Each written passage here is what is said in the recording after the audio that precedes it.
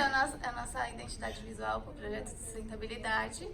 E aí, aquela estrutura mais externa é o contexto da ClearSale, como a ClearSale está vivendo esse momento. E aí, dentro desse contexto da ClearSale, nós temos os 3 principais pilares da sustentabilidade, que é o ambiental, o econômico e o social. E aí, dentro do nosso contexto também, a gente tem a influência da cultura, que é a nossa vivência, e do Sistema B, que é a nossa certificação. E aí eu vou trazer um pouco mais e como que isso era visto para o mercado. Então, quando eu vou trazer um projeto, eu vou trazer um pouquinho mais de onde veio isso e tudo mais.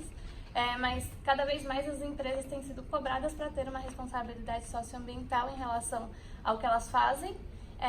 E aí, dentro disso, foi criado o termo de sustentabilidade e até mesmo produção sustentável. E tudo aquilo que se fala de sustentabilidade é aquilo que tem uma desenvoltura dentro dos pilares que envolvem todos os stakeholders, todos os envolvidos. Mas que já vinha da cultura.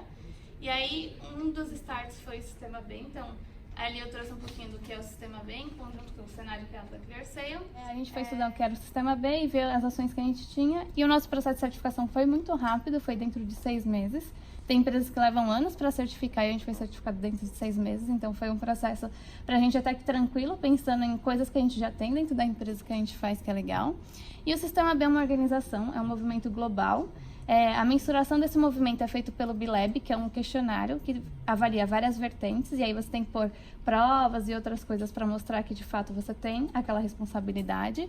E aí a pontuação mínima para o B-Lab da certificação é 80 pontos, e a ClearSale aceitou ali um pouquinho acima da certificação, e como entender, porque teve atualizações e tudo mais, entender se faz sentido ainda pra gente e melhorar essa pontuação. Mas a maioria das empresas está entre 80 e 90, lembra que eles falavam? Então, a maioria está entre 80, a maioria das empresas não passam ali de 100.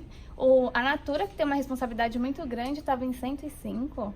Então, é bem difícil o processo de certificação.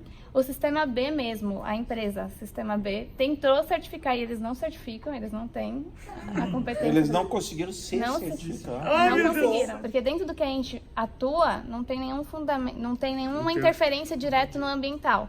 O que a gente pode fazer é o básico, que é o que a gente já faz, que é a destinação de resíduo e tudo mais, mas o nosso core mesmo não está envolto na parte ambiental. Então, para a gente fica mais difícil encontrar isso, que é uma das dificuldades que a gente tem, por exemplo, de aumentar a pontuação. É a valorização disso. Não é só pelo lucro, mas pela ação e impacto que vai trazer o lucro. Então, desculpa, mais uma dúvida. E aí o impacto, eu dividi ele em 3 subdivisões. Então, é o impacto negativo, as ações de impacto e o impacto positivo. E aí é justamente trazer essa sensibilização das pessoas para elas entenderem um pouco qual é o papel delas de impacto e como que as ações delas impactam no ambiente e em todas as outras coisas. Então, o veganismo e como que é importante isso, pensando em preservação e tudo mais. Os impactos antrópicos nos oceanos é uma indicação da Tamires. Então, só para vocês entenderem, a semana foi construída também com vários apoios. Então, tive apoio do Gabs, tive apoio da Tamires. A gente foi se conversando e se apoiando para construir a semana. E aí, o André vai trazer uma amiga dele que vai falar sobre o impacto na educação. Então, como algumas ONGs e comunidades do terceiro setor podem ajudar nas ações de impacto. E ela vai falar especificamente da educação, com crianças, jovens, como que isso muda e impacta. Faz uma mensuração. Call to action. Isso. Nós vamos distribuir um cartãozinho, que é um papel semente, que as pessoas podem implantar depois. E aí, nesse papelzinho, vai ter o link da pegada. Lá vai ter o dado de quantos planetas são necessários para manter o consumo médio de um brasileiro. E vai ter o link para elas fazerem o acesso e mensurar quantos planetas são necessários para manter o padrão de vida delas. E aí a gente consegue ir lá e responder o questionário para verificar o quanto de impacto a gente causa no planeta. Trazer um pouco dos roteiros de turismo que eles realizam, e todo o roteiro deles tem um viés sustentável. Então ele fomenta nas comunidades onde eles fazem os roteiros o empreendedorismo, a economia, a confiança e tudo mais. Então a maioria dos roteiros envolvem mulheres que são autônomas, estão buscando autonomia para ganhar um empoderamento. Legal isso, hein? Então a Vivejar é uma empresa B. E depois ela criou a Vivejar. E aí a Vivejar, todo o contexto dela é voltado para a sustentabilidade e a fomentação disso.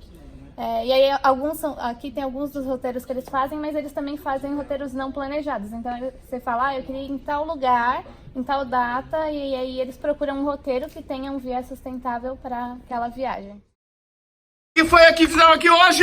Sustentabilidade! tá bonzinho, mas tá bom.